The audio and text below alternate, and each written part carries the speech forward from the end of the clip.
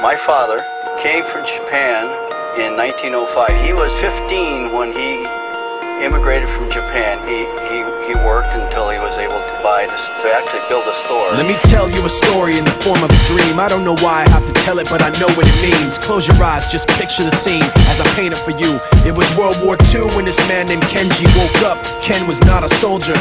He was just a man with a family who owned a store in LA. That day, he crawled out of bed like he always did, bacon and eggs with wife and kids. He lived on the second floor of a little store he ran. He moved to LA from Japan, they called him immigrant. In Japanese, he'd say he was called Issei. That meant first generation in the United States, when everybody was afraid of the Germans, afraid of the Japs, but most of all afraid of a homeland attack. And that morning, when Ken went out on the doormat, his world went black, cause right there, front page news, 3 weeks before 1942, Pearl Harbor's been bombed and the Japs are coming. Pictures of soldiers dying and running. Ken knew what it would lead to, just like he guessed. The president said the evil Japanese in our home country would be locked away.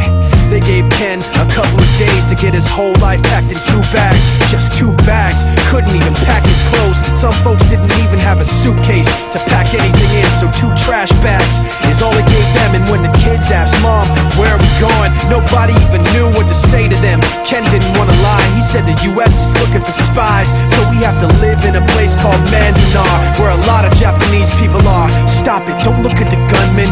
You don't want to get the soldiers wondering if you're gonna run or not, cause if you run then you might get shot.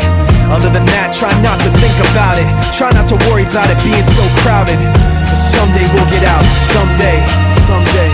As soon as war broke out, so the FBI came and they just come to the house and you have to come. All the Japanese have to go. They took Mr. Need and people couldn't understand why they had to take him, because he's just innocent laborer. So now they're in a town with soldiers surrounding them. Every day, every night, look down at them. From watchtowers up on the wall, Ken couldn't really hate them at all. They were just doing the job and he wasn't gonna make any problems. He had a little garden, vegetables and fruits that he gave to the troops in a basket his wife made. But in the back of his mind, he wanted his family's life saved. Prisoners of war in their own damn country, what for? As time passed in the prison town, he wondered if he'd live it down if and when they were free. The only way out was joining the army, and supposedly some men went out for the army, signed on, and ended up flying to Japan with a bomb. That 15-kiloton blast put an end to the war pretty fast. 2 cities were blown to bits. The end of the war came quick, and Ken got out. Big hopes of a normal life with his kids and his wife, but then they got back to their home, and what they saw made him feel so alone. These people had trashed every room, smashed in the windows and bashed in the doors, written on the walls and the floor, "Japs not welcome anymore." And Kenji dropped both of his bags at his sides and just stood outside. He looked at his wife without words to say. She looked back at him, wiping tears away, and said, "Someday we'll be okay, someday." Now the names have been changed, but the story's true. My family was locked up back in '42. My family was there where it was dark and damp, and they called it an internment camp. When we first got back from camp, it was pretty bad. I remember my husband said, "Oh, we're gonna stay till last."